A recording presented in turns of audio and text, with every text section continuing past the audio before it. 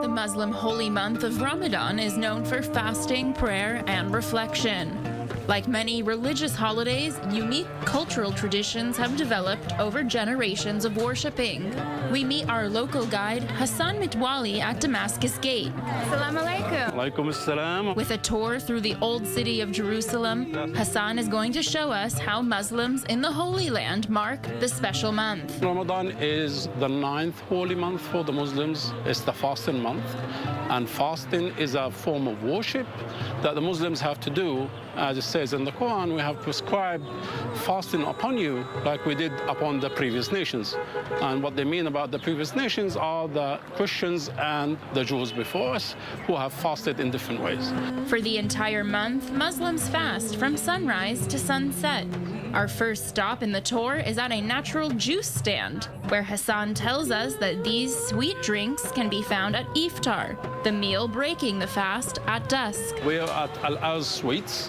This is a third-generation shop for the Abu Rumaila families. They're one of the first who started selling these excellent juices that are homemade. So we're talking about tamarisk, almond, lemon, and carob juice. These are one of the first who started this. I remember my dad, my granddad used to come here and buy these things. Because the sun is still out, it's too early to try these juices. We next move to a traditional lantern shop where the decorative lights are being handmade in a traditional fashion. Another tradition where people go out for suhoor. And suhoor, this is the meal you have before dawn, just before you start fasting. And you have people carrying the lanterns or going around the neighborhood and knocking on drums, waking people up. So saying, wake up, wake up. It's time to have your suhoor before the dawn is coming. Now we are making our way through the winding alleyways to the Temple Mount, home of Al-Aqsa Mosque, where Muslims are gathering from both the region and abroad for serious prayer during the month. Hassan just went inside this gate to pray at Al-Aqsa Mosque, the third holiest site to Islam. Now, because Ramadan is such a holy month, tourists and visitors are only allowed to visit in the morning. And since we're a camera crew, we had to stay outside the gate here. But Hassan's going to bring us back a sneak peek of what it's like inside the mosque during the holy month.